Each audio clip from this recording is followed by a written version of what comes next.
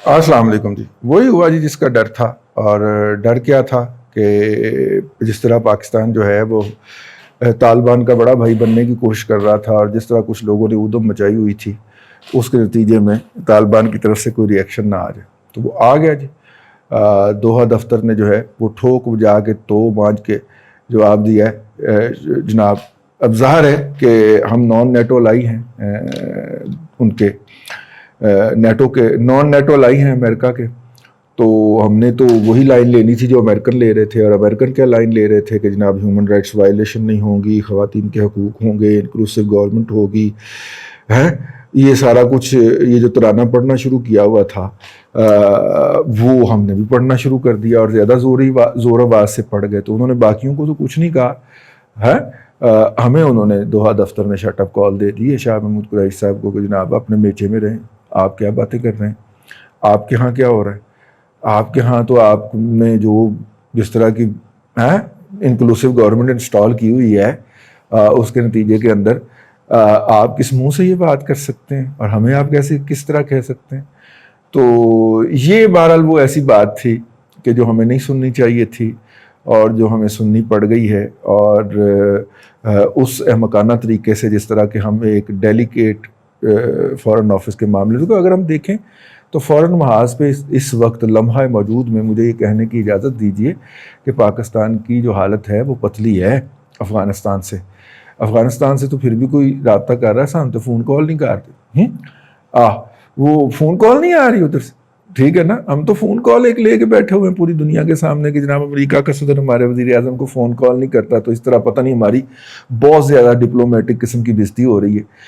अब लेकिन बहरहाल इसके ऊपर जो था वो हमें बहुत मोहतात रहने की ज़रूरत थी। और पहली बात जो है, पहला पत्थर आ गया। इन द मीनवाइल जो है इंडिया ने बार्टर किया तालिबान के साथ कि हम जनाब कौमी सलाम देखें, हम नेशनल सिक्योरिटी कौंसल जो है अक़वाम मुत्तहिदा की सलामती कौंसल के आखिरी दिन आपका नाम दहशत गर्दों में से निकाल के और आपको एक वहाँ पे आमल कुव्वत के तौर के ऊपर डाल देंगे, और उसके नतीजे में आप हमारे साथ मुज़ाकरात कर लें। उन्होंने बड़ी अच्छी तरह मुज़ाकरात किए उनके साथ। और अब पाकिस्तान का वो जो मीडिया पूछ रहा था, ये जी डिविडेंड लाइन का क्या बनेगा, तो ये फलाना क्या बनेगा, और पाकिस्तान का टीडीपी का क्या बनेगा। अब उसको ये मुसीबत पड़ गई है कि वो जनाब वो तो इंडिया की तरफ चला गया। वो भाईजान कोई किसी की तरफ नहीं जाता, हर मुल्क की अपनी तरजीहात होती हैं। वो क्लीन स्लेट लेके आए हैं 20 साल के बाद, उन्होंने उस स्लेट पे कुछ लिखना है। आप पाकिस्तान अपनी precarious, weak, depress diplomatic position के साथ उनको सपोर्ट करने की पोजीशन में कहाँ है भाई। हम तो इस बात से बच रहे हैं कि हमारे ऊपर इल्जाम ना लग जाए, हम बली का बकरा ना बना दिए जाए। वो कहें अफगानिस्तान में तो ठीक है, हमें शिकस्त हो गई है, इसकी वजह से हुई है, इसका मकू टाइप करो। और बाय द वे इसके लिए बकायदा होमवर्क हो रहा है।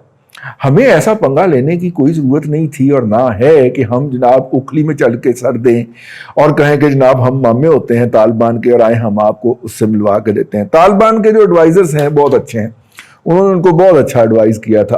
अगले इशू की तरफ जा रहा हूं, और वो एडवाइजर ये था कि अगर आपने इस मुश्किल के वक्त के अंदर पाकिस्तान या ईरान दोनों में से किसी से हेल्प लेने की कोशिश की, तो ये आपको खून भी थुकवाएंगे और देंगे भी कुछ नहीं और जलील भी करेंगे। और दोनों डिप्लोमेटिकली अपनी जगह के ऊपर जो है वो आइसोलेट हुए हैं ग्लोबली।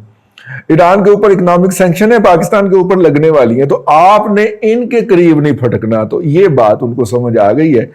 और पहला जो उनका राब्ता हुआ है, मतलब कि ये तो ट्रेड गुजरने की दे रहे हैं ना, अगर 200-250 कंटेनर पाकिस्तान से गुजर के जा रहे हैं रोजाना, 150 से 300 के दरमियान रोजाना गुजरते हैं और वापस भी आते हैं खाली होके। वापस आने और जाने दोनों का शुमार कर लें तो तकरीबन ये कोई 300 बनता है। और तकरीबन इतना है कि ईरान के रास्ते से आ जा रहा है। वहाँ की आबादी का मामला तो चल रहा है ना रोज़मर्रा का, भले महंगो दामों चल रहा है, भले इन्फ्लेशन की बुनियाद पे चल रहा है, लेकिन वो जो असिस्टेंस है उसके लिए आप जो है इनकी तरफ ना देखिएगा। तो उज़्बेकिस्तान से जी पहला बहुत बड़ा सुना है कि कोई कंटेनर जो है कंटेनराइज सर्विस शुरू कर दी है, उज़्बेकिस्तान की तरफ से हो गई है और पहला उनका वो आ गया है। और ये कोई ट्रेड नहीं है, ये कोई सेल नहीं है, दिस इज असिस्टेंस। और कहा जा रहा है ہماری جو اطلاعات ہیں اس کے مطابق اس کے پیچھے روس بہادر ہے. روس بہادر نے یہ قسط پہنچوائی ہے کہ افغانستان کے اندر جو ہیومینیٹیرین کرائسس ہے، خوراک کا کوئی بحران پیدا نہ ہو. اسی طرح جو ہے اللہ آپ کا بھلا کرے، اس وقت جو ہے ایک اور ہے. آج ہم جب یہ ویلاگ ریکارڈ کر رہے ہیں تو کل جمعے کا دن ہے، اور جمعے کی کہا جا رہا ہے موسٹ پروبیبلی کہ جمعے کی اذان کے بعد پاکستان میں 1:30 بجے جمعہ ہوتا ہے، افغانستان میں 2 بجے ہوتا ہے. تو جمعے کی نماز ادا کرنے کے بعد طالبان کی نئی حکومت کا اعلان کر دیا جائے گا. اور اس بات کا بھی طالبان کی طرف سے دعویٰ کیا گیا، طالبان کی طرف سے، کہ اس سے پہلے پنجشیر کے معاملات نپٹائے جا چکے ہوں گے. تو اس لیے یہ نئی ڈیولپمنٹ ہوگی. طاہر خان صاحب بڑے سینئر صحافی، انہوں نے بھی اس حوالے سے ویلاگ کر دیا. ویسے جو ہے وہ ادھر بیٹھے ہوئے تھے، اللہ آپ کا بھلا کرے، آگے بڑے دنوں کے ساتھ، بڑے دنوں کے بعد الجزیرہ والوں کو جو ہے وہ آج جمعرات کے دن ہی سارا دن صدارتی محل کے اندر انہوں نے کیمرہ لگوائے رکھا ہے کہ جناب آج حکومت ہو جائے گی فائنل. تو نہیں ہو سکے، وہ ایک جرنلسٹ بتا رہے تھے. تو خیر، لیکن اس سے ہٹ کے بھی اگر ہم دیکھیں تو اس وقت افغانستان میں صورتحال تھوڑی سی آگے بڑھتی ہوئی نظر آ رہی ہے. دیکھیں وہ کل اس میں سے کیا نکالتے ہیں. لوگوں کی حالت جو ہے وہاں پہ خراب ہو رہی ہے افراط زر کے حوالے سے، اور مہنگائی بڑھ رہی ہے. غیر یقینی اتنی جلدی پرویل نہیں کی جا سکتی، اتنا لمبا پرویل نہیں کیا جا سکتا غیر یقینی کی صورتحال کو. تو دیکھتے ہیں اس حوالے سے کیا آتا ہے. اس سب کے اندر جو مزہ لے رہے ہیں وہ یورپین یونین کے ممالک لے رہے ہیں. ہم دیکھ رہے ہیں کہ فرانس والوں نے ایک جرنیل بٹھایا ہوتا ہے، اور وہ جرنیل صاحب جو ہیں وہ کہتے ہیں کہ جناب غلطی تو میری بھی تھی لیکن اصل قصوروار پاکستان. اسی طرح جرمنی کا جو انگلش میڈیا ہے انہوں نے بھی اس طرح کی حرکت کی ہوتی ہے.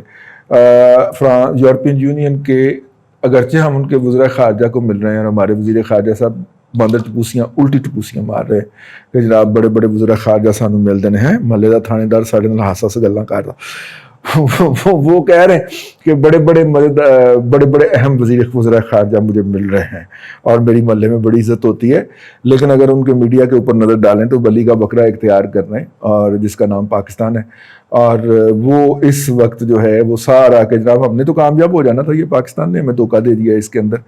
تو اس حوالے سے بھی یہ ڈبہ پیر صاحب جو ہیں جس طرح افغانستان سے کے دوحہ دفتر سے بجتی کروا بیٹھے ہیں، وہ تھوڑا سا دھیان کریں، اور پاکستان کا جو دفتر خارجہ کا ڈپلومیٹک سکواڈ ہے اس کو اس محاذ کے اوپر کام کرنے دیا جائے.